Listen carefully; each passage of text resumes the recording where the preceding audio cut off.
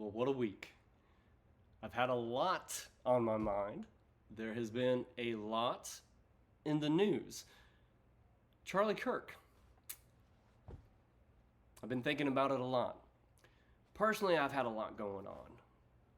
This week is the 1 year anniversary of publishing Rebirth of a Nation. And so I've been thinking about, what does all of this mean? And I've had some thoughts. It got me thinking back to last year. And on September 10th of last year, Harris debates Trump. And it seems like our nation may just choose to go in a different direction. And then, last week, I learned a new name. The name of Charlie Kirk. And I took time to really mourn the violence in our nation. I mourned his death. And then I took the time to listen to what he actually had to say. Long segments. And it made me mourn Charlie's life. Because what happens with Charlie Kirk is nothing new. It is a repeat of what has happened in American history. Charlie would go to college campuses and he would try to recruit young men into the MAGA movement who feel like they have been sidelined in American life. And he would start quoting out a lot of statistics about Black America and the realities of Black America. And he would frame his conversation to make the argument that America is the least racist nation in the world. That sounds interesting. So what did he say when he was on college campuses? He would highlight over and over that Black America only makes up 13% of the American population. And then he would say, but despite making 13% of the population, they make up the majority of the prison population. Now that is flatly untrue. That is a false stat. As Garrison Hayes highlights, Black America represents 38% of the prison population, and white America represents 57% of the prison population. So why is he making up stats? Well, he will make up stats in order to make his arguments more powerful. And when you look at his arguments, he would say in the least racist nation in the world, this is what is happening. Black people are being left behind because of their own failures. He will say that it is not the crimes of the past. It's not slavery, it's not Jim Crow, it's not public policies today. That what is really facing Black America is a problem with Black culture, a problem with Black criminality, a problem with Black dads. And I find his arguments very interesting. And I wonder, where does he learn this? How much time did he spend in Black communities to understand what Black problems are? Well, it turns out he didn't spend any time. And yet what we have to understand with Charlie Kirk and the propaganda that he has produced, as well as the propaganda from the past, is that it has depended upon not knowing Black people or Black communities. That Charlie Kirk's arguments only make sense to those who are not intimately engaged in the fight for racial justice. Only to those who are outside of Black communities. So when he starts making a reference of Black people being more criminal because they are overrepresented in the prison population, this is not a new argument. They have been saying this time and time again. And yet, if what he says is not new, neither is what he is leaving out. He doesn't talk about the fact that research shows that white people use drugs just a tiny bit more than black folks. And yet, black folks are overrepresented in the prison population. Not only do white folks use drugs just a little bit more, they are just as likely to be in the business of dealing drugs as African Americans. And yet, Charlie Kirk leaves this out.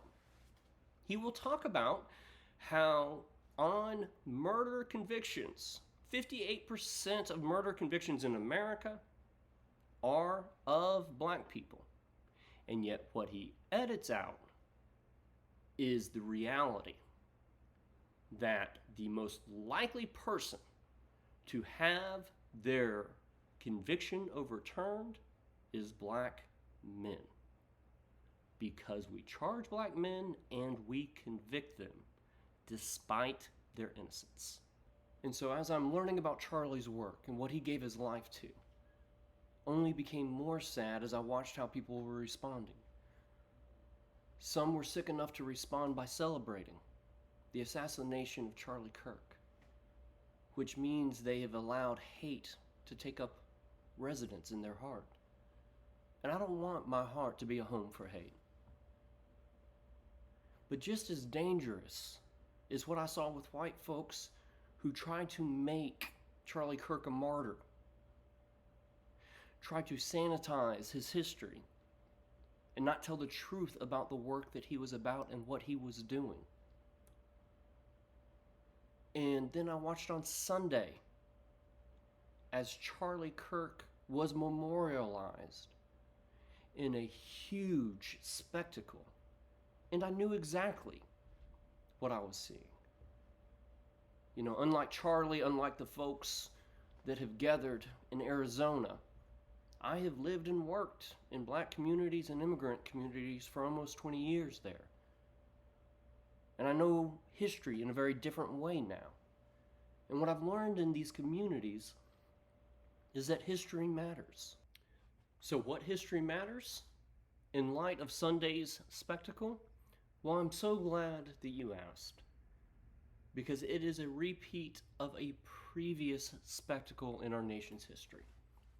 And behind that spectacle was another propaganda man whose messages were eerily similar to Charlie Kirk's. Charlie Kirk's says that black people are more criminal. So did this propaganda man. Charlie Kirk says that dads and sexuality among black men, there's something wrong with. And so did this propaganda man. Charlie Kirk tries to highlight his argument that black people were better in segregation. This propaganda man said that black people were better during the era of slavery. Charlie Kirk was a friend with the president. So too was this propaganda man. And wrapping it all together was a very particular vision of Christianity, both for Charlie Kirk and for this propaganda man. He wrote best-selling novels. He produced blockbuster movies. In fact, his name is Thomas Dixon, and he produced Birth of a Nation. Now, why is this important? Well, it was Birth of a Nation that relaunched the Ku Klux Klan, spreading white terrorism across our nation. The Klan had died, it had essentially disappeared, but Thomas Dixon brought it back. And what is important to know is that both Charlie Kirk and Thomas Dixon are masters of propaganda. Propaganda matters, and it has power. This moment in our nation matters, but we must remember that we too have power. Ida B. Wells taught us a great lesson. She says the way that you right wrongs is to simply shine the light of truth upon them. And the power of truth has not been lost. And it is the only antidote to the propaganda that we see.